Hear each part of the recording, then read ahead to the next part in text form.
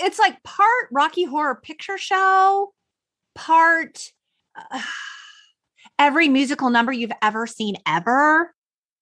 There's so many numbers and scenes where it's just like more is more. I don't even know that that is a solid business model to begin with. Like, I don't even know that a club like that would work. The pageantry of it all. It's a mess. It's such a mess. And I love it. Same.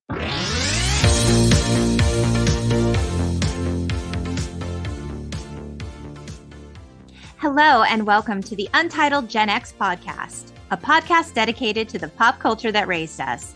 I'm Lori, a writer and pop culture lover who's delighted to welcome your newest muse, Hillary Murphy, to join me in breaking down the magic and mythology of 1980s cult classic musical fantasy, Xanadu.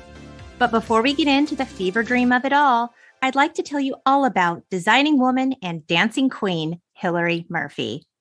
Hillary has been an interior designer and owner of her own design firm for 20 years. She transitioned to a business that designs, develops, and manages vacation home short-term rentals. She also helps curate and execute boutique women-led retreats on their property. In addition to her professional prowess, Hillary is a devoted wife and mother, faithful foodie, and lover of all things woo. Welcome to the podcast, Hillary. Thank you. Thank you for having me. Oh, it's my pleasure. Okay, so as a lover of all things woo, I suggested we cover Xanadu. Yes. So can you tell me a little bit about your history with this film, if you have one? I do. I mean, I think I saw Xanadu for the first time when I was maybe, I don't know, like 9. Okay. Around that age. And the reason I saw it was because I had seen Grease. Of course. I mean, Olivia Newton-John. Need we say more? Yeah, because Olivia. So I forget how it happened, but I saw it and I was like, wow, this is like next level Olivia Newton-John. It was such a weird, campy, cheesy, like disco ball. It was just a crazy, cool, weird, wow movie. And so at that time when you were young and you saw it, did it strike you as sort of wacky? I just remember being kind of dazzled by it, like, and I think too, right. It was like Olivia Newton-John and like, just, when you see her, she's just, I love costumes and yes. I mean, and roller skating. Oh, I know. So we're like kids of the 80s. So like roller skating was a real big deal. And so all of that together, just, I don't know, it was just something about it.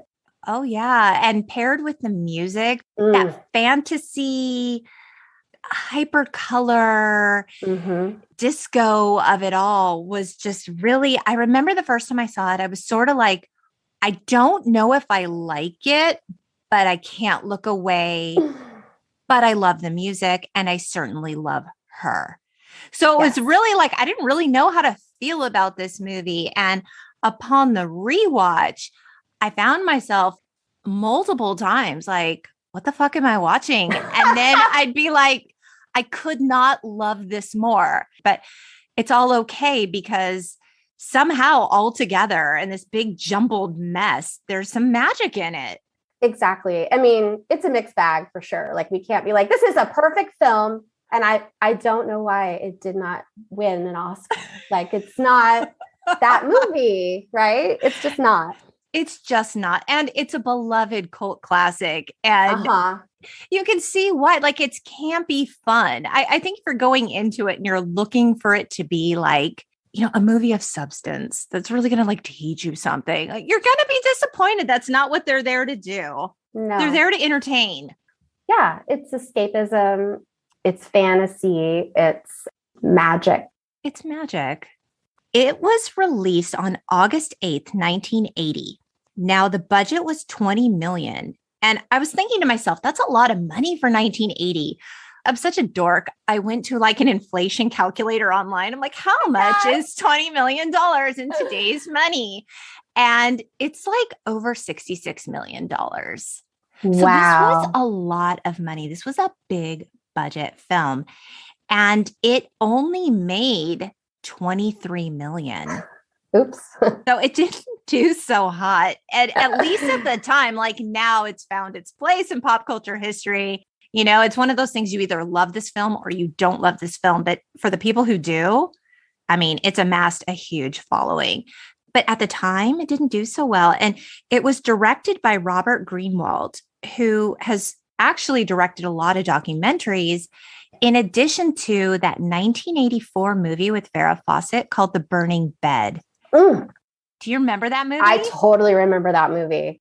So the film was produced by Lawrence Gordon, who has produced some like really big blockbuster films: Predator, Die Hard, Field of Dreams, Boogie Nights, and like a whole bunch of other things. I didn't know that. He's a skilled producer. He saw something in Xanadu. I don't know. So, but initially, this film was actually supposed to be like a low budge roller disco.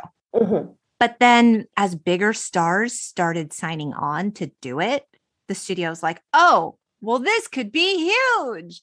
Well, they have Gene Kelly, right? They had Gene Kelly. I mean, come on, Gene Kelly. I'm so excited to talk about him. Me too.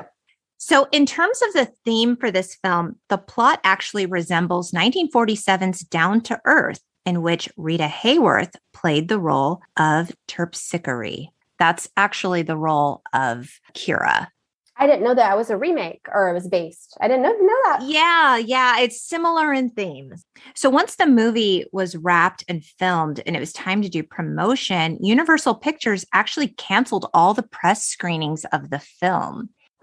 And so the theory is that the studio, like upon the final edit, was sort of like, we don't really want the press to see this ahead of time. What is it that we have here? But I don't know. I mean, like I said, it didn't do so well in the box office, but the soundtrack killed it. Well, you know, that soundtrack is awesome. It's amazing. I actually had the vinyl and I remember just listening to Magic on repeat. That is my favorite because it's the best song on the whole album. It is. For me, it's Magic and then Suddenly. And, you know, there's a lot of electric light orchestra on this. Not a huge ELO fan, but I like the romantic numbers. Let's get into the plot of this hot mess. It's a weird plot. Musical disaster. I'm here for it. So we open on Sonny Malone. He's an artist in LA and he's working in his studio. And Sonny is played by Michael Beck, who's best known for this film called The Warriors. But according to Entertainment Weekly, Olivia Newton-John had suggested another actor for the role. Oh. She suggested a then unknown Mel Gibson. Wow. Huh. I mean, maybe. I could kind of see Mel Gibson, maybe a young Mel Gibson. I could see it. Okay, so artist Sonny, he is so frustrated by his sketches. He doesn't have a lot of inspiration. He tears up one of his sketches and he tosses the pieces out the window. And, you know, Hillary, what the hell? It's just littering. Don't get me started on that because it's a real pet peeve of mine. So it is for me too. Like there's nothing I hate more. Yes. I mean, it's just so rude and wrong. And it's like, you live near the beach. We have enough trash in our ocean. So anyway, the wind takes the pieces of his torn up sketch through the magic of very obvious animation. You know how the paper becomes like, it's so cheesy. And like the special effects in this movie are like so bad that they're good. They're amazing. So the papers are like floating through the air and then they hit a mural painted on a wall of the 9 sisters. And it's these 9 women, very diverse, by the way. I was like gold star Xanadu. The sisters were diverse. I was happy to see it. Yes. And so were the dancers at like that ending number 2, like orientation, color, like for that time to be a major motion picture was actually pretty forward thinking. Yes. So one by one, each sister begins to come alive and dance. And they're like outlined in neon, right? It's so bad, but I love it. I don't know why. And this is when ELO's I'm Alive plays. So in the most literal sense, this is when we see Olivia Newton-John come alive, and she's wearing, like, they're all wearing these, like, flowy dresses, but she is wearing in her hair, Hillary, those barrettes that have the streaming ribbons. The ribbons. Oh my God. Those did you ribbons. not love those? So much. Those were everything. Or how about the ones where it was like a braid? Yes. And then the dangle. And then like the hair would be like this and like kind of over. It was fabulous. You know what I'm talking about? Yes. It was like some serious high style. I loved it. I think we should take a pause here. And I think we should talk about Olivia Newton-John. She was born in the UK. She moved to Australia when she was 6. I thought she was Australian. Same. But she has won 4 Grammys, has had 5 #1 hits in the US, and has sold an estimated 100 million records worldwide. Wow. I didn't know that. I mean, she's fabulous. And of course, like we said, she's Sandy in Grease. So yeah, I mean, we all wanted to be her. I mean, how could you not? How could you not? I know. And for like a musical theater geek like me, right? These are all the movies that they're just my jam, We touched on this a few times in the podcast. There is nothing better than a musical. Oh, I actually grew up watching a lot of old musicals. That's how I know Gene Kelly so well. Right. My mom and my grandma introduced me to old musicals. My grandma in particular was obsessed. I've seen so many old musicals over and over and over again, just because that's what my grandma liked to do. And she wanted to introduce me to it. So I'm grateful that she did, Absolutely. And that's a piece of your grandmother that you always get to have with you. Yeah, absolutely. I love it. My husband is a renowned hater of musicals and costumes and all things fun. Yes. So he's just like, when we watch a musical, or when I was really into Glee back in the day, he'd be like, I don't understand what's happening. Like, people don't just break out into song. I'm like, I know, but they really should. My husband's exactly the same way. We went to a Broadway show once. Okay. He fell asleep. No. In the show. And I looked over and he was like, and he like, you could tell he kind of, and I was like, how could you fall asleep in the middle of this amazing show? That is the most expensive nap he ever took. I mean, what? It's just so funny. Whereas you're sitting there and you're energized. Yeah. So this is when, like, each of the 9 sisters, inexplicably, because we don't know what's going on. Actually, I don't know that we ever really do fully understand, but they become some sort of like rainbow colored comet type energy thing, and they shoot up to the heavens. And some interesting trivia, though, is early drafts of the script had it that Sonny was actually the artist that painted the mural of the 9 sisters. And I feel like that makes a lot more sense. It does make a lot more sense.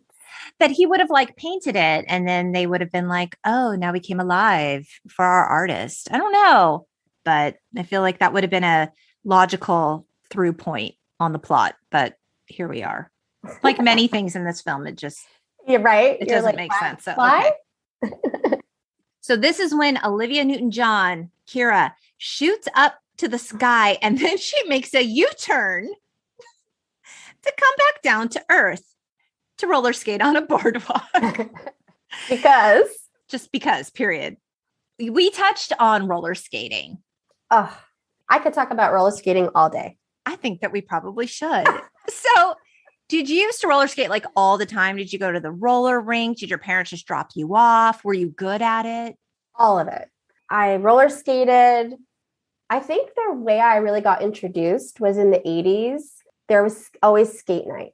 Yes. And everyone went to skate night. Everyone was looking forward to it. The guys, the girls, like everyone went, and it was just fun.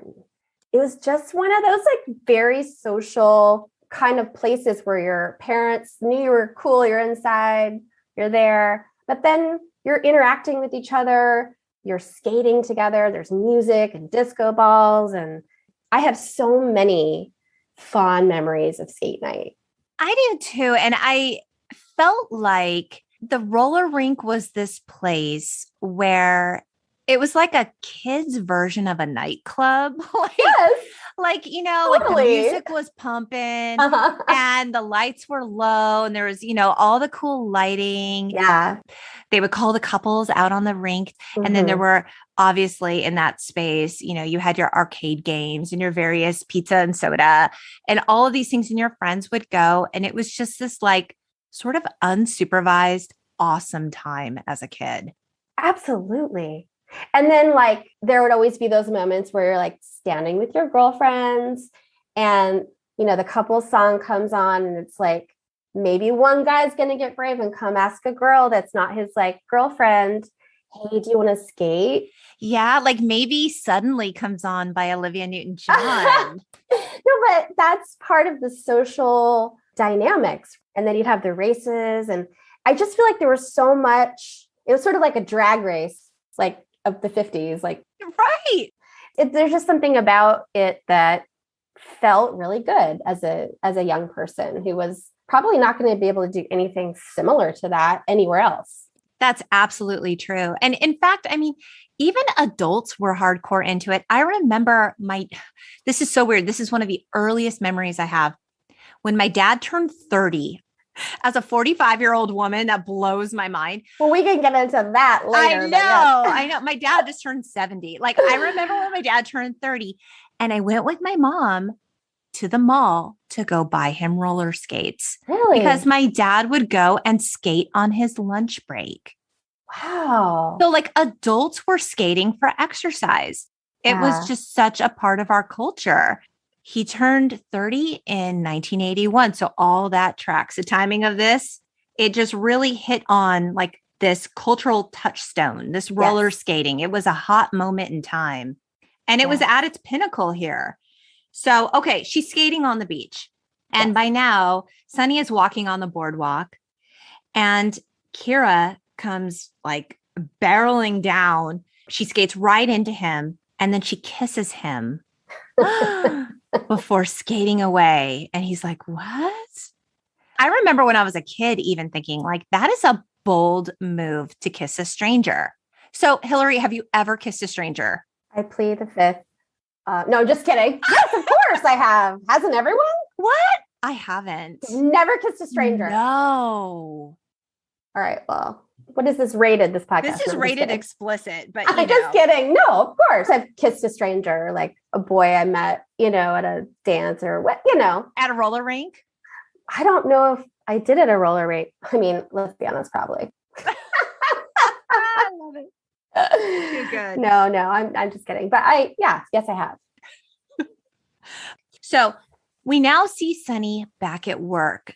He had this job where he painted enlarged copies of album covers, like for publicity. And he hated his job. So that's why he quit to try to become a freelancer, but he couldn't make it on his own. So now he's back at the job that he hated. Literally, my only note here is that Michael Beck is a really bad actor. I wrote that down. Not the best, let's be honest. No. Yeah. And he also looks a lot like Barry Gibb or Andy Gibb. I kind of thought that's who it was, I think, when I first saw it. I thought, I was like, is that the Bee Gees guy? But it's the hair maybe, and I don't know. Something about him. Mm-hmm. Very Gibb adjacent. Mm-hmm. So Sonny's assigned the task of painting a new album cover for this group called the Nine Sisters. And he's given the album, and on the cover, it's a picture of this like dilapidated auditorium with a beautiful Olivia Newton-John on skates standing in front of it. And he's like, oh my God, I know this woman. She kissed me today. I must find her. So he leaves work because, you know, he just got his job back. So now he's on the hunt for her back at the beach. And this was kind of weird. Did you notice this? Like they want to establish Sonny as this like very eligible bachelor because like everywhere he goes, people want to set him up. Like his coworkers are like, oh, I have someone I want to set you up with. At the beach, someone's like, oh, hey, you want to go out with my daughter? And then that like sexy popcorn vendor woman was like wanting a date, right? I'm like, we get it. Sonny's supposed to be hot. I didn't pick up on that. He's a catch, apparently. At the beach, he meets this older gentleman playing the clarinet. Oh. And they talk. And suddenly, Sonny spots Kira skating and he goes after her. But like, oh shit, she's too fast. So he heads over to these like two hot women with motorcycles. And he's like, hey, I got to borrow this. And he jumps on one of the motorcycles. He didn't even ask permission, Hillary. He just jumped on it. It was so rude. I can't even with that. It's not whimsical. It's rude. And further, the women aren't even like, hey, wait a minute. Hey, dude, that's my bike. They're like, oh, yeah, sure. Just make sure to bring it back in person. Oh, right. Adding to the... Yeah, so they want him too. Oh my God. What I love the most about this scene, though, was like all the fashion on the beach. Oh, yes. There were so many tube tops. Oh, the hair, the pastels and the colors. Yes, the knee-high socks. Knee-high socks? With like short shorts? Yes, with the little tiny dolphin shorts. And the visors, like those green visors. Oh, man. That was a time. I know. Okay, so Sonny's on this motorcycle, right? And he's looking for Kira. And she's like, oh, I'm so whimsical. I'm enjoying this cat and mouse game. Like she's kind of like hiding from him. And then she reappears and she's like, she waves to him. And he's so distracted. He drives that borrowed motorcycle off the pier and into the water. They never show him going back to those girls being like, hey, I drove your motorcycle into the ocean. At the time, like I never thought about that. But as an adult, I'm like, what is wrong with him? What if she didn't have insurance? Like, yeah, like the practicals. Now, did he give her his car? Did he go back and apologize? I think we're establishing that Sonny cannot be trusted. He's a bit of a man-child, let's be honest. Yes. Sonny's coming out of the water. He's dripping wet. He's defeated. The clarinet man, his name is Danny McGuire. He's like, let's get you a cup of coffee. Now, the clarinet man, we touched on this, is played by legend Gene Kelly. Oh, Gene Kelly. Effing Kelly. You guys, if you don't know who he is, I don't even know what to say. You should probably be ashamed of yourself. Honestly. I mean, people say that Fred Astaire was the greatest dancer, but I think Gene Kelly was. You put him above Fred Astaire? I do. Fred Astaire is more kind of silky and like very measured. He's got a certain grace, I guess. And I feel like Gene Kelly is a little more athletic and a little more peppy. He's just got a different movement style. He's electric, truly. Yeah. Yeah. You guys, if you don't know who he is, he's an actor, dancer, singer, filmmaker, and choreographer, best known for Singing in the Rain. He was also in An American in Paris, Brigadoon, and Inherit the Wind. I know, freaking Brigadoon. Brigadoon. So good. I love that you've seen all these movies. I mean, I was a total drama nerd too. It's one of those things, if you know, you know. Yeah. So he actually directed Singing in the Rain. I didn't know that. And he choreographed it. He also directed Barbra Streisand's Hello, Dolly. And he was asked to direct The Sound of Music, but he turned it down because he thought it was crap. Oh. Well, he can't win them all, I guess. Even Gene Kelly can't win them all. What's a little bit heartbreaking is that this was actually his last film. Yeah. The film didn't do so well, you know? Yeah. And he even said in regard to Xanadu, the concept was marvelous, but it just didn't come off. He had just some strong feelings about it. Yeah, it didn't all come together. So Sonny's not giving up on his big hopes of meeting this mystery woman. He ends up spotting that same auditorium on the album cover that he's, supposed to be at work painting right now, but he's not. Yeah. And this is when he goes inside the auditorium and we hear Olivia Newton-John's Magic. Oh, so good. So good. So this joint is like completely run down. And then he sees her. Oh my God, there she is. And he's like, you. And she's like, me. And then she keeps like appearing and then like disappearing as if she were magic. He's like, where are you? I can't find you. And this is when she says, we'll see each other again. Bye, Sonny. So she knows his name. And he's like, I don't even know your name. And this is when she reveals her name to be Kira. Sometime later, we see Sonny with his new BFF, Danny. And it's clear that Danny has a lot of money. He lives in like a mansion. It's like a straight up Versailles mansion. He was like a former big band orchestra leader who is now, is he like a construction tycoon? Is this?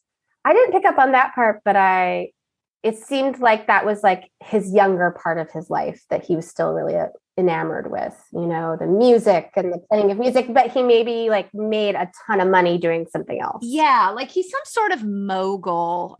Like real estate maybe or something. So Sonny is looking at Danny's old vinyls. He was in like the inner circle of like the big musicians of at that time era. Yeah. Yes. And this is when Sonny spots a picture of the singer that Danny was once romantically involved with. And she looks exactly like Kira. Ooh. So Danny tells Sonny, like, once it ended between him and his great love, he lost his passion for music, but he's interested in opening another club like the one he had in the 1940s. And this is when he asks Sonny to help him find a space. So Sonny leaves. And this is when Danny, while listening to, his old albums where his lost love is singing on the album, he says, I remember. We see a flashback memory of him as a young man with his love, who is played by Olivia Newton-John, and they're performing together. And what's kind of fun about this, the man who plays the young Danny is actor Matt Latanzi. And he met Olivia Newton-John on this film and they got married. No. Yes. Oh, I didn't know that. That's so cool. They were married for 11 years and had a daughter. This is when Olivia Newton-John appears dressed like a 1940s girl. And in his like mind's eye, she's there. Danny gets up and he joins her in a dance routine and they kiss. And I wanted to love this number, Hillary. Like it's a very long song and dance. What were your thoughts? I loved watching Gene Kelly dance again. Like I remember when I was watching it and he's older and, he's still in there. He's dancing. Oh yeah. It did kind of fall flat. It just didn't have that thing. Part of me thought the number was way too long. And then there was not chemistry between these two people. Yeah. It's a little just strange to your eye to see like an older gentleman dancing with a young woman and there's supposed to be like romance feelings there. Mm-hmm. And then it was sort of like we were just thrust from this like deeply late 70s, early 80s vibe into this 1940s vibe. And I'm like, I like them both independent of each other. I don't know that there's really like, there's a sweet spot in the Venn diagram of these two things where you're like, this makes sense. It was cool to see their dance routine. Gene Kelly choreographed this himself. It looked very much like his style. In 2012, Olivia Newton-John told the Daily Herald, I still can't believe I danced with Gene Kelly. How lucky am I that I've been in these movies where I've danced with two of the greatest dancers of all time, with Gene Kelly and John Travolta. Yeah. He said, I would have never thought that because I had two left feet growing up. So I didn't really understand, is Kira the reincarnation of his lost love? Or is it the same girl who's been the muse for both the of muse them? For all these centuries? I mean, it was there. It happened. I don't really know what else to say about it. I think that's interesting. I wonder how it would have been different if they had given him a muse who was someone else. The fact that she was like sort of the same person. Right. Like, I like your idea, though, that perhaps she was also his muse. That's kind of my take. But did she not love him enough to stay? I think that was the whole point, was that she actually fell in love with Sonny. Right. Like she's been a muse for all these artists and performers transcending time and space. But Sonny is the one that she falls for. Right. Yeah. Because there's a point in the movie, I feel like, I remember where she said, like, I'm not supposed to fall. I'm not supposed to have these feelings. And so it's something that hasn't happened to her before. I think part of that was sort of off for me was that, like, nowhere in this did I really see what made Sonny so absolutely desirable. Like, why is he the guy that she's willing to give up everything for? I don't see what makes him so special or different. He wasn't my type. Yeah, I don't know. Sonny, finally goes back to his day job and he's painting, and Kira shows up. And this is when they talk about finding a place for Danny's club. And she suggests the auditorium. So this is when they decide to go skating. Like, he's going to leave work again. Let's go skating in the studio at work that shows pictures on a giant screen. So they go, they break in, whatever. And this is when Suddenly plays. Oh my gosh, this scene. It's a real skating rink moment. Like, the lights come on and do like all the cool light special effects. It's all very romantic. This is the moment where they fall in love. It's sweet. I liked it. I thought so too. And it's so tacky. Like, they go through the different sets and like the wind is blowing and there's steam. There's a train coming. And it's like this dream, like fever dream kind of thing. And it's just so cheesy, but I love it. I loved, though, when all of a sudden it starts raining and they take the umbrellas and they're skating and they're doing all that. And I'm like, that's a total nod to Singing in the Rain, which was super cute. And a great song. A great song. They're about to kiss. Oh my God. And Sonny's angry boss comes in and yells at them and they skate away. They go to the auditorium, though, and Kira's like, Sonny, this is the place. This place could be anything you want it to be. And so Sonny, like, okay, he's considering it. And he suggests this space to Danny. And Danny's not so sure, but Sonny begins to pitch his vision. He sees the auditorium as a place for like rock bands and dancing. And there's like modern pop rock music playing and new wave and all of this. And then Danny sees it as a place of like glamour and elegance, and envisions an old bandstand playing standards with like beautifully dressed people. This number of like dueling fantasies. This is set to the song Dancin' by the Tubes. Yeah. And this is when like punk and new wave and rock merge with jazz and swing. It's a big number. It is. It's a showstopper number. There's like a cast of thousands. There's so many dancers. But it felt sort of like a kitchen sink musical number. It was like everything, like throw it all in. But I think that's part of the weirdness of this movie that I like, is that it was just, there's so many numbers and scenes where it's just like more is more. More is Do you know what I mean? They were just like, more is more.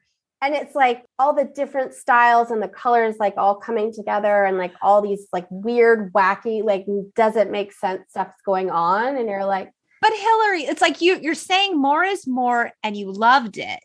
Yeah. But you're also a designer. Yeah. So like from a designer's point of view, from your designer's eye, was this a lot for you? That's a good question. I think so. Yes. But I think that it's an example of fantasy and things that are over the top and things that are unexpected and things that are colorful. So I think in a lot of ways that is kind of how I design, but like a curated version of that. It didn't look like there was a lot of curation. No curation that went into this. It was just like, what else can we add? Like, let's add some laser beams. Let's add some feathers. Like more is more. More is more. Yeah. And I thought like from a business perspective, let's put our business hats on, kids. Like they come from very different generations. They have very different visions. They're going to go into business together. Do they see it as a space that's going to be all things to all people and generations? Because I don't even know that that is a solid business model to begin with. Yeah. Like, I don't even know that a club like that would work. Well, I think if you think about the way that the ending scene is, that's kind of their explanation of that. Which is its own thing. Oh my gosh, we'll get into it. I think that there is something to be said just metaphorically a little bit, because the old generation, there's a lot of things they can teach us. Absolutely. Yes. Like there are lessons learned.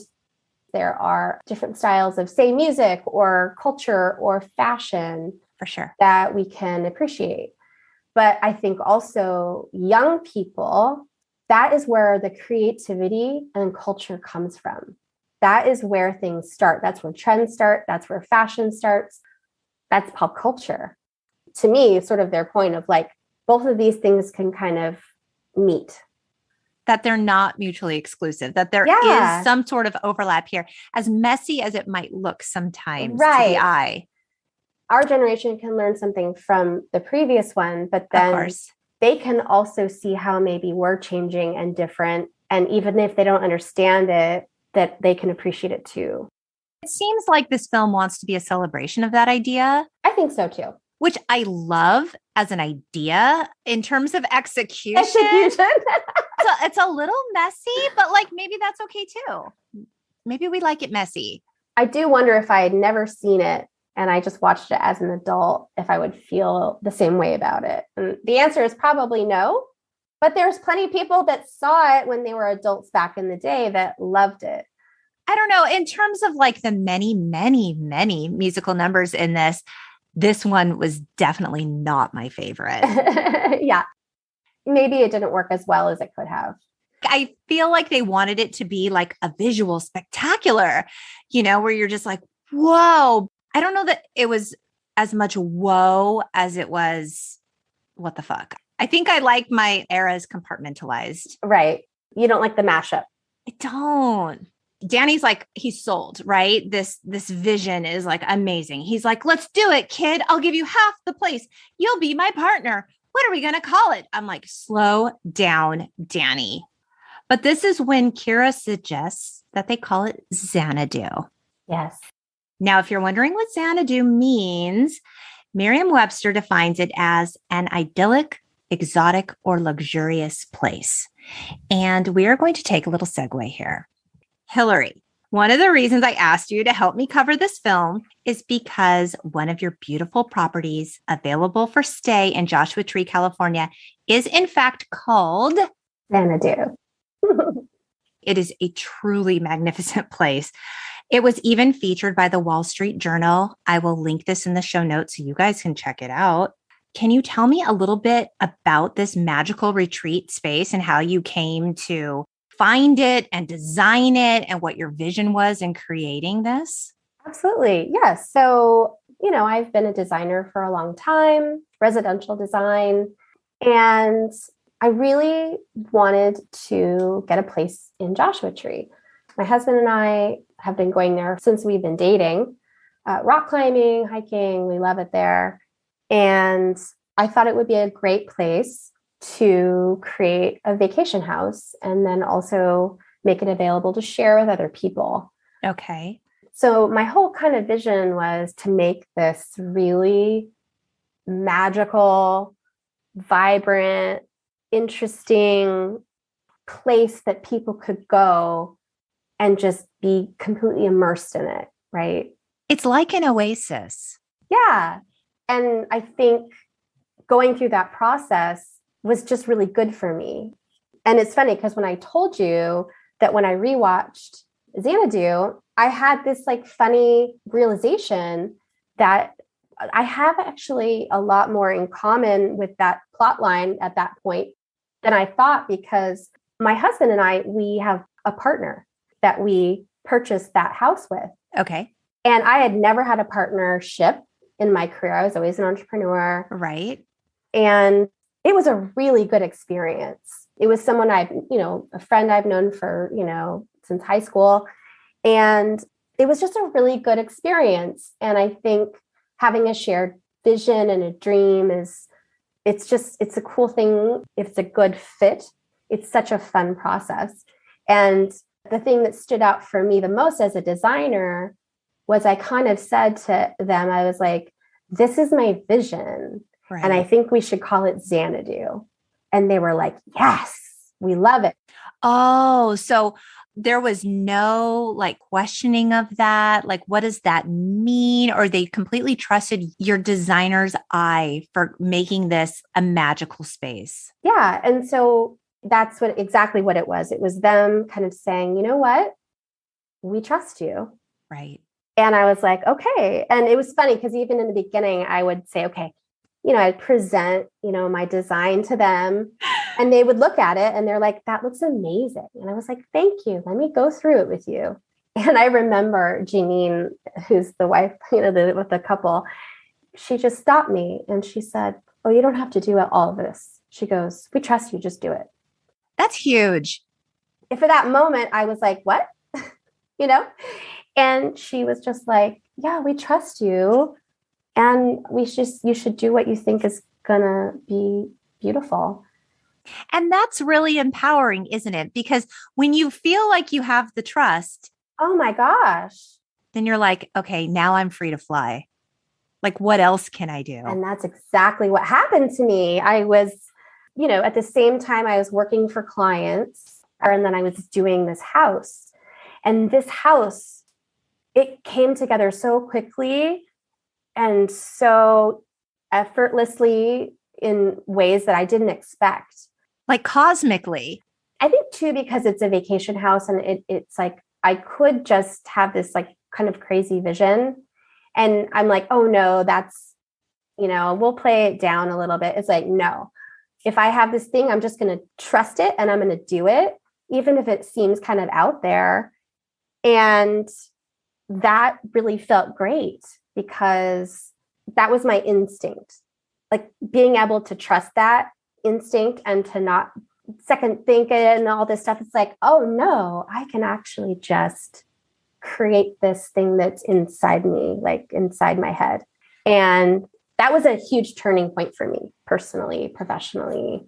I just realized that I just wanted to do this. That's amazing. So I stopped taking clients. I finished up my projects. And from there on out, it was like, that was what I wanted to do. And this is where Abundance Interiors comes in. Right. So, I still do the design, but it's for our properties basically. And so we have 2 new properties in the same area of Joshua Tree that we're working on right now. So those will be coming out probably in like November, December.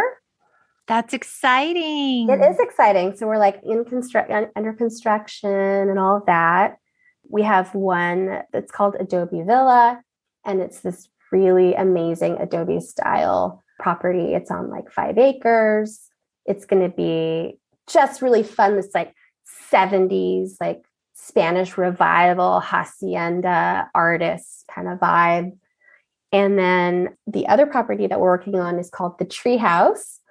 And that one is really cool. It's got this very like mid-century into the 70s kind of sleek vibe. And there's this really amazing Joshua tree that grows out of the deck. So they built the deck around the Joshua I love tree. that. Yeah. So we are calling it Treehouse. So it's just been really fun to do that. And then I also moved into the space of sharing that space with other people, opening abundance retreats. So partnering up with really talented, amazing facilitators to create experiences for people at these properties. And all these properties are like sleep 15 plus people, right? So it's a great spot for a bunch of friends to get together, your family, and then, like events like retreats. Right. And so we've started curating and working and partnering with other facilitators who want to do an experience for the people that, they teach and the people that follow them. So I love sharing those, the property with other people. I love sharing Xanadu for people to just be and go and escape and like have an experience, or to host a retreat and have people come and kind of give them that magical experience, I was looking at the Airbnb reviews for Xanadu and they are all so positive. I mean, the pictures are amazing. So if you guys want to check it out on Instagram, it's called Xanadu Retreat. Oh my God, the space is amazing. Hillary has created something truly magnificent. Go check it out. We'll link it in the show notes. It's funny because in circling back to the film, the fact that Danny was so just willing to give Sonny half the business. Like, what's Sonny bringing to the table in this partnership? That's my question. Like on a practical level, right? I get it. He's an artist. Like he has an artist's eye, I guess. But I mean, like, if you really think about it, what do we know about Sonny so far? He litters. He ditches work. He hates authority. He drowned some stranger's motorcycle. He stalked a girl. Sorry. No, I mean, like, literally, this is what they have shown funny, us. Though. And then here's the other thing. So I'm pretty sure this is right. And you can fact check me on this later. He was painting and he was telling her, oh yeah, this guy wants me to help him find this building. Right. And she's like, what about the building where you and I met? Right. And he's like, oh. And then it's like, why don't you call it Xanadu? And he's like, oh. She was the one who came up with both of those things. It wasn't, I don't know if that's because it's like she's the muse. She's not the muse. She's actually the one with, she's not inspiring the ideas at all. You're so right, Hillary. I mean, if you really look at it, it's like she was the one who actually curated that whole thing. Right? She's responsible for the hot mess we all know and love. It's not him. Sonny has done nothing. I mean, I get the sense that the writer on this movie was probably a man. Oh, I'm sure that's true. You know, and I just think it would be interesting to see, like, if this movie was remade, how they might change that dynamic. If this movie was remade by a woman, maybe, or by like a Diablo Cody, what might it look like? It would be a very different film. I agree. Yes, it would. Yes. So Kira's there and Danny says to her, like, I think I know you. I'm like, no shit. She's the doppelganger of your lost love, or slash same muse. I don't know. Yes. Yeah. Okay. Did you notice how the transitions between the scenes literally looked like the opening or closing of like aluminum mini blinds set to bass music? Like I said, the effects in this movie are so unbelievably bad that it just kind of makes it good in a way. There's just something about it, you know?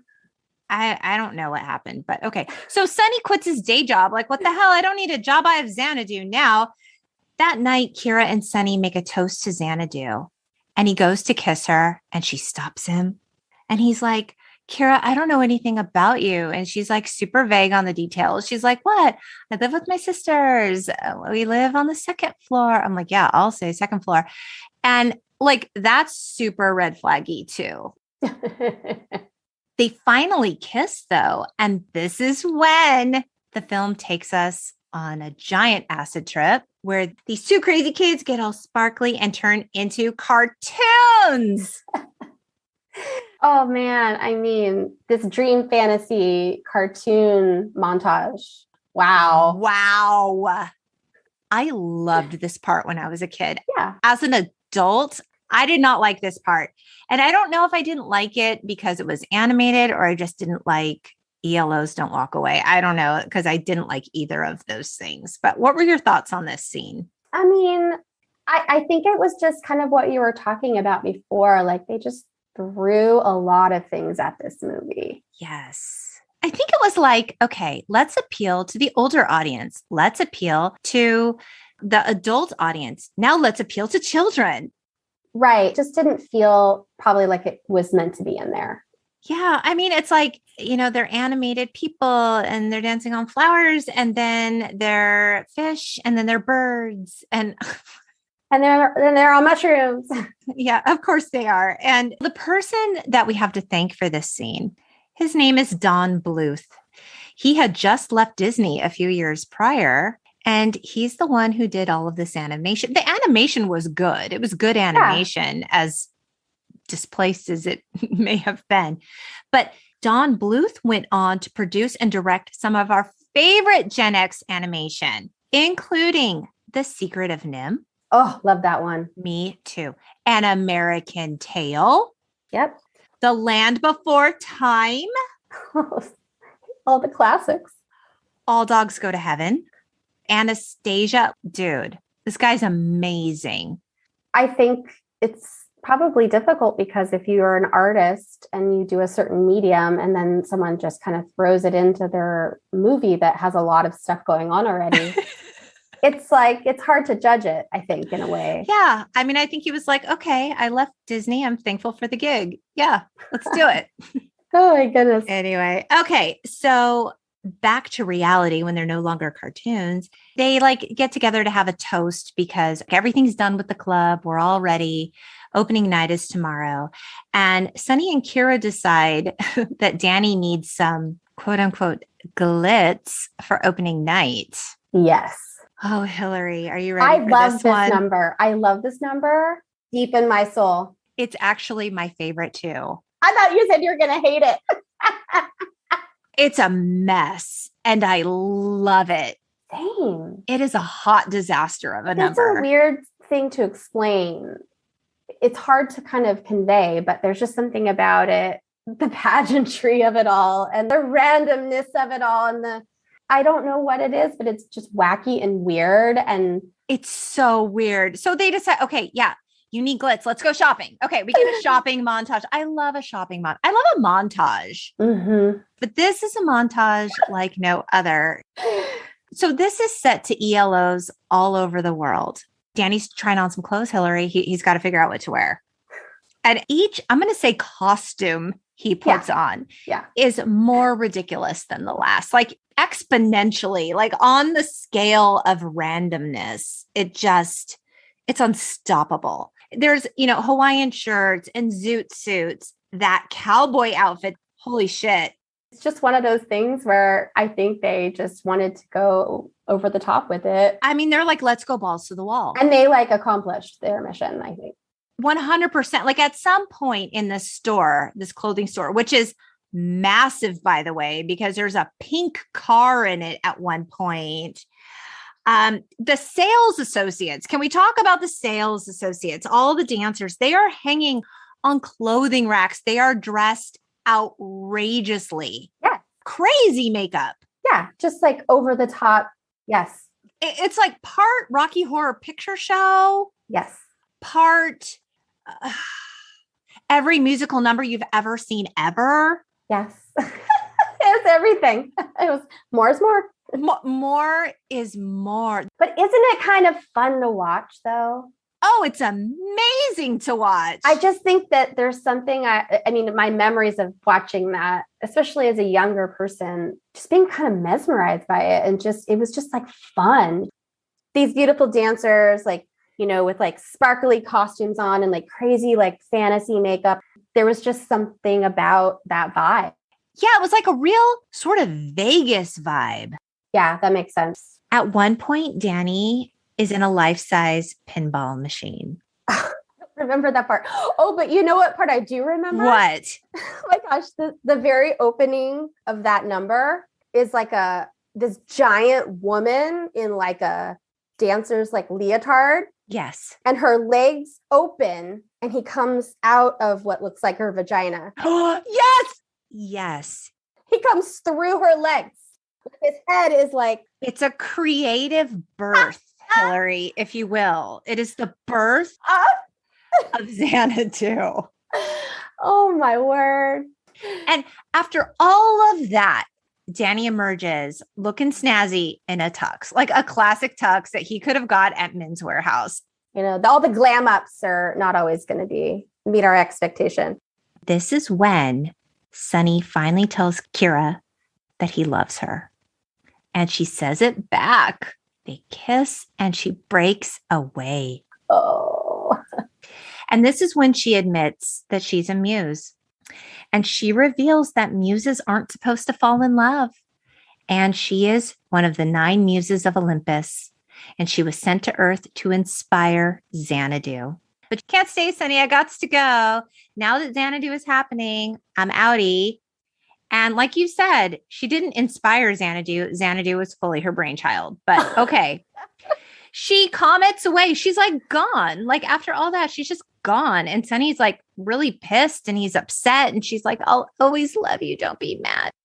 It's now the next day. It's the day of the grand opening. And Danny finds Sonny on the beach. He's all like super depressed. And Sonny tells Danny, like, there's no Xanadu because there's no Kira. So this is when Danny's like, Sonny, learn from my mistakes. Don't let her go. Anything you have to do, you've got to bring her back. This is one of the big climax moments when ELO's The Fall plays. And we see Sonny in his tiny little red shorts and he's skating on the boardwalk. He's like, how could I find her? And he skates up to that mural of the 9 sisters. And then he skates away only to turn around and skate full speed directly into the mural. And he like thrusts himself into the realm of the gods. And in this realm, again, it's very neon heavy. We're back to all the so neon. much neon. So much neon. And he sees Kira. And it's like he's stuck in some sort of like force field, like a light force field. Like he tries to go to her, but he can't. And it's like voices, just like voices. There's voices. And she tells him, you know, Sonny, you need to leave. And he's like, I'm not leaving without you. And then we hear Zeus's voice saying, she's not leaving. And Sonny says, but we love each other. And that's pretty rare. Is it though? Like people fall in love all the time. Well, and then the other thing too is like, I mean, they've known each other for, you know, not that long. But he knew and she knew. They knew. They're star-crossed lovers. Yes. So this was written in the heavens, clearly. And I also kind of think that there's something to be said too about, I mean, I know a lot of this is like obviously based off mythology, but like her whole existence is what? To just go down and inspire other people. Like she can't have a life. She can't pursue her own passions and her own desires and her own. No, Hillary. No, a woman's work is never done. That did not occur to me when I was 9, but it very much occurs to me now. Right. You're like, she is a woman with thoughts and feelings. And she says as much. She's like, you know what, you guys, you know what, mom and dad, Zeus and Nemazine, I've been doing this thing for centuries. I inspire all the things. You know, I do it all the time. My work is never done. What about what I want? Nobody ever asks me what I want. And she's right. And she asks for one night, one moment back on Earth. And her dad, Zeus, he's like, well, okay, you can go be with Sonny for a moment or maybe forever. Oh, yeah. Well, which is it? Well, because it's like space and time does not exist to them the way it does for people on Earth. Like they're gods, right? So I don't know. Sonny gets zapped back out. And this is when Kira performs that really, really boring song, Suspended in Time. And she's just standing there with like the neon around her and she sings an entire song. And it's really lackluster. And I was like, this is the part in every musical and even the best musicals of all time. They all have that one number. You check out a little bit. This is probably where your husband fell asleep, Hillary. Let's circle back. At one moment where you start thinking about like, this will be over at 10:30. I'll be home by 11:30. If I go to bed by midnight, I have 6 hours before I have to get up in the morning. Like this is that moment where you start thinking about everything else you have to do. It's not good. Okay. It's now opening night. It's just a hodgepodge of performers. There's juggling people. There's people on tightrope. Yeah. It's like circus meets like theater attendance. And like a rock concert, a roller derby. Yeah. Are there guests here or is literally everyone in this Xanadu space a performer? Like if you look in terms of like maximum capacity of this space. Oh my gosh. Like who are they're performing for themselves. I think that might be it. Suddenly now there's marching and dancing and skates to Xanadu where they're doing like the X's with their arms, like Xanadu. They're like in formation and Gene Kelly's in front and he's being dazzling and charming as per always. Then like the screen splits, special effects. Kira comes out on that lit stage in that halter romper. Yes. That is so fabulous. It is.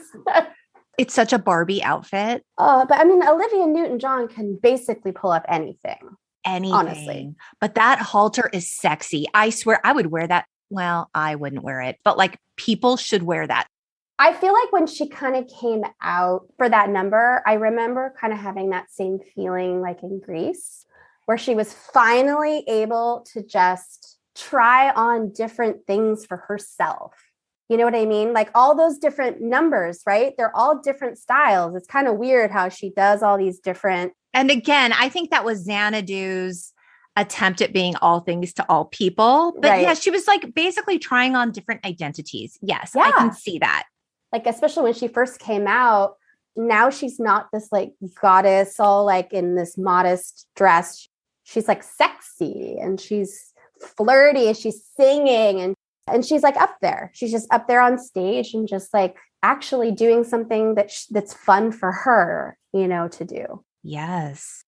And this song, Xanadu, the song, it peaked at number 8 on the Billboard Hot 100. And what's even more amazing is that it was a massive international hit. It reached number 1 in like 9 countries. It was a really, really big deal. Yeah. And so this was obviously a collaboration between Olivia Newton-John and ELO.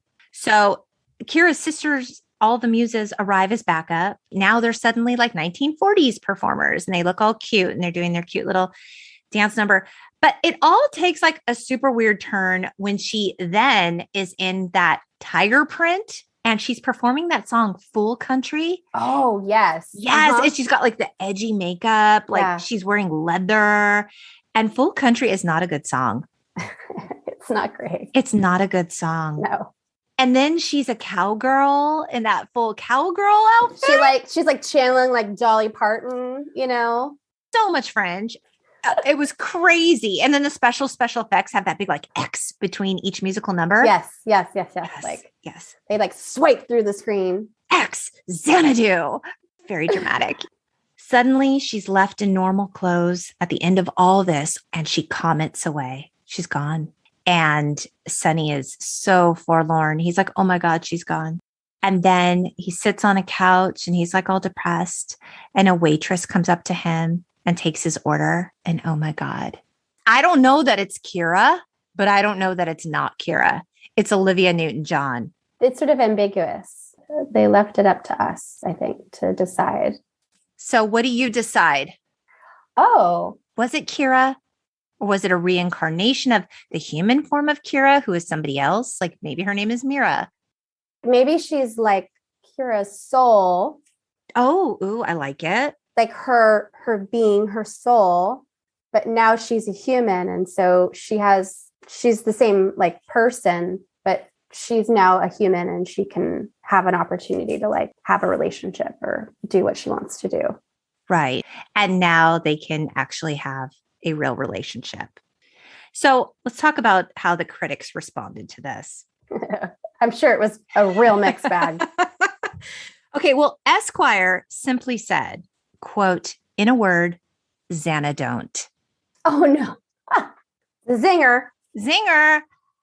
Roger Ebert gave it 2 stars. He said, the movie approaches desperation at times in its attempt to be all things to all audiences.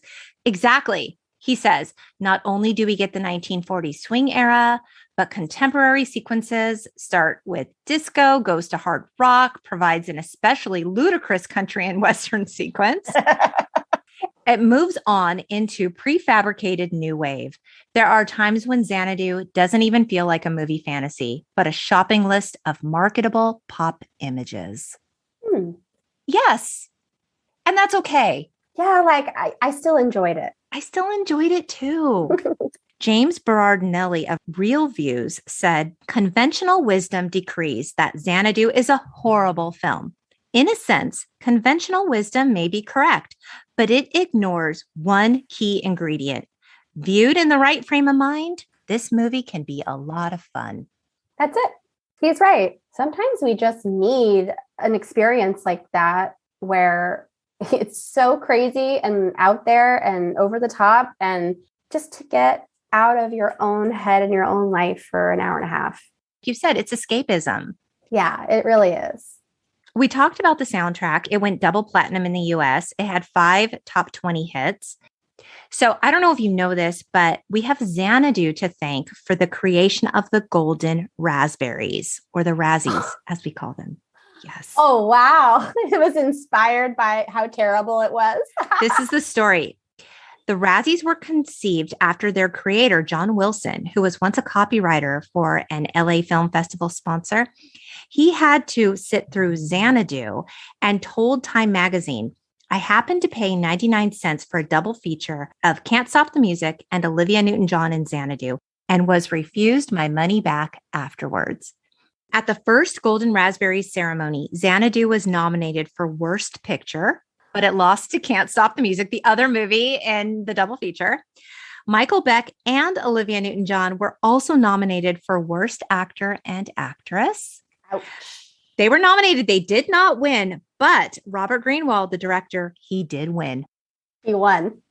Now, in terms of legacy, according to Entertainment Weekly, in 2001, a stage parody of the movie titled Xanadu Live ran in LA, and the director, her name is Annie Dorson, she said the film was, quote, the queerest movie that's not actually about being gay. Yeah. And in 2002, at Outfest, LA's annual gay and lesbian film festival, they hosted a Xanadu sing-along. Oh, yeah, like Rocky Horror kind of thing, right? Yes. Oh, so fun. I would have loved to gone to that. And the Outfast programmer, Shannon Kelly, said, it's a mess of a movie, but it's our mess. I love that. So it goes right back to what you said. Maybe it's not great, but maybe in its confusion and messiness, there's really some sort of magic in this, because the music is really, really good. Yes, it is. And in 2007, there was a Broadway musical, Xanadu. Yeah. And it was nominated for 4 Tonys. It did pretty well, I think, right? Yeah. I'll say. Gene Kelly sadly passed away in 1996 at the age of 84.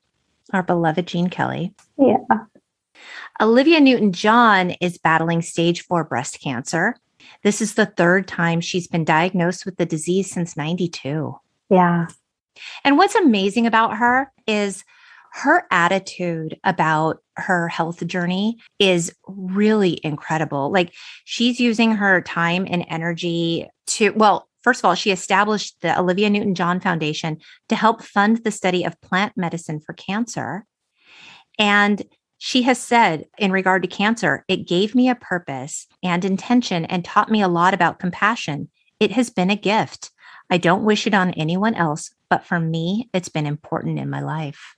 Wow. Yeah. I mean, of course, no one wants to go through a terrible scare, a health scare, but it's perspective, I suppose. You know, it's like she did something positive with it. She did. And I read an article on her where she actually has written songs for herself, like in celebration of her healing and her amazing body and how she's strong and healthy. And she sings these songs to herself all the time. Yeah. And she's all about having a positive attitude and mindset. It goes a long way, actually. Yeah, she's incredible. She really is. She's a national treasure. God bless Olivia Newton-John. She has so much talent. So any final thoughts on Xanadu?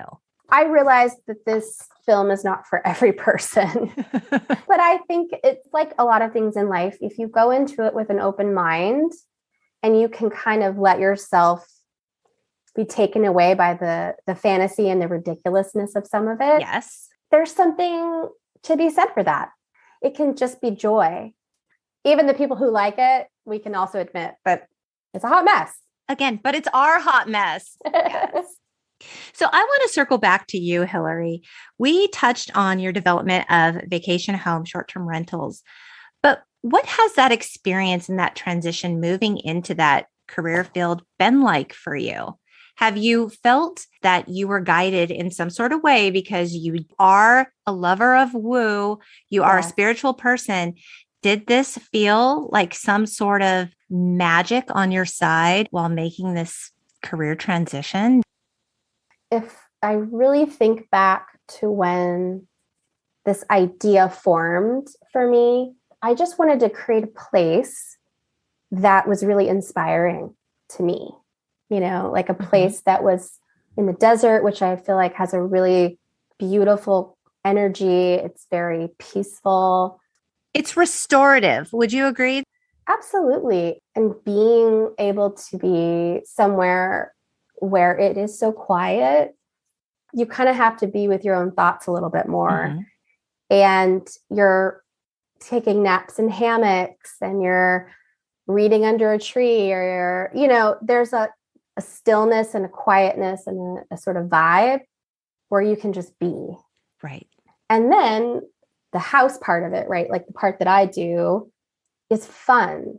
It's like joyful. It's like taking chances and mixing things together that you might not expect. I love that. And I wanted other people to be able to share that space too and have their own experiences and make memories there, And that leads us to your larger vision with Abundance Retreats. Yes. You help curate and execute boutique women-led retreats on your property for facilitators that want to offer experiences, share their wisdom without having to be like bogged down by all the nitty-gritty details of it all. Right. So really what that was born out of is like, number one, I have this sort of real passion for retreats. I've gone on, quite a few in my life, and I've gotten something different out of every single one. And I just think it's a really great time to check in with yourself and to be open. I'm an extrovert, that might be harder for some people that are more introverted. But like when you go on a retreat, you do have to arrive really open-minded, and you're meeting people that you've never met. And there's a lot of inner work that goes on, and you form bonds and you can learn from each other's life experiences. Right. And it's just an interesting thing, I think. And so I'm drawn to that work, but I'm not really a facilitator. So the idea is too, like finding and partnering with these amazing, gifted women who have so much to share, especially like in an immersive experience where you're somewhere for like 3 or 4 days. Right. It's that rise and fall of the day and night, in that you're not thinking about work. You're not getting your kids their dinner. You're out of your space. You're in a sort of otherworldly kind of place, and you're with all these people and get to kind of have those connections and that experience. So it's like, I just thought that would be an amazing thing to be able to provide those people who have those gifts to share with a place that accommodates larger groups, but then also to take care of logistics, right? Like booking it, the food, the hospitality, the client communication, like all those things that a lot of like empathic people who are facilitators, that's a lot to do, right? On the front end. And then it's a lot to do while you're on a retreat. Well, sure, because if their focus is to provide transformative educational experiences to women, right, to help them along with their journeys, you can't possibly be worried about, is lunch going to be served on time? It's absolutely true. And that work of facilitating other women, I didn't realize until I started really doing them and kind of seeing what goes on. It's like they have to kind of get to a place where they hold space for everyone else. Oh, sure. They have to have a certain amount of groundedness and time to sort of think about what they're going to talk about, or to think about how they want to convey certain things, or to have a certain energy within that session or whatever. And if if they're worried about lunch, then it's really hard to be in both spaces at once. Absolutely. And it's a really taxing work emotionally for the facilitators and just energetically, I think. And so they need time to rest too. Being around that many people and having so much going on, they do need that downtime also for themselves, just like the guests do, Sure. Need time to reflect and rest, and all that other stuff should be in the background. Yeah. And, at the top of the show, I called you a muse because I really do believe that you are, Hillary. In our friendship and in your professional endeavors, you've never been shy to dream. I'm very afraid to dream. It's scary to say those things out loud, but you not only say these things out loud, you actually take action with your dreams. And it's really amazing to watch. It requires a lot of courage. And my question to you is, what has given you that level of bravery, that courage to actually go out and try new things? Yeah. I mean, I guess I'm no stranger to cooking up an idea and getting really excited about it. I mean, there are practicalities of things too, right? Like I think I'm a realist. I think I can dream big, and I have dreamed big. And I hope that in another 10 or 15 years, maybe I'll have a new dream that'll be like another season of my life, you know? Right. I don't know what that looks like. Maybe that's starting a nonprofit. Like that's another big one on my list. I want to start a nonprofit, but that's a lot of work. Sure. So I'm a realist, you know? Right. I'm not exactly sure how to answer it, only in that I just have started to trust myself. That's huge. That is huge. It's probably the most important step. Yeah. I think that's what it comes down to. Yep. Like believing in myself, trusting myself has taken me these places. And of course, you have to then follow it up with really hard work. It's hard work. It's a lot of time. Oh, yeah, it is. You pour out a lot of yourself into these spaces and these projects, and it can be very grueling. And it's not like on TV. Like it takes a lot on the back end to create these places and to renovate them and furnish them and then go set it up, you know, so that people will be super comfortable and like thinking about those details. It takes a lot. It does. I think it's maybe why I was drawn to interior design as a career initially, was because when you design, it is sort of like a dream.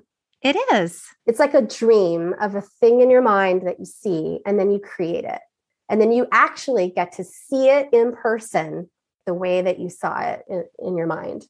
And there was always something, I think, about that for me that was so satisfying. Oh, sure. But now, like, I get to not only do that, but I also get to create those spaces for myself to enjoy, for other people to enjoy. It's amazing. Just knowing that if you put in the work and you keep the faith of the dream, it'll happen, you know, it'll work out. Not magically in that sense, right? Not that kind of magic. Not Xanadu magic. It's not like snap your fingers magic. It's like the magic is in us. Hillary, the magic is in us. I love that. Yeah. But that's really the truth of it. Oh, Hillary, thank you so much for joining me to talk about Xanadu. You are so magical. I'm so thankful for you taking the time to be here. And you guys get to know and love Hillary Murphy. You can find her everywhere. We will link to all of her stuff in the show notes. Check her out. She's on Instagram at Abundance Interiors, at Abundance_retreats, at Xanadu Retreat. And you guys also, I will put the link to her amazing Xanadu private acre for rent in the beautiful and mystical Joshua Tree, California. It is perfect for a getaway, for a retreat. It's an inspiring space to reconnect with others or yourself. It is truly a dream come true, so check it out. And Gen Xers, thank you for taking the time to join us today. You can find us on the web at the UntitledGenXPodcast.com. We're also on Instagram and Facebook at the Untitled Gen X Podcast. We hope you keep in touch, beautiful people. Bye. Bye.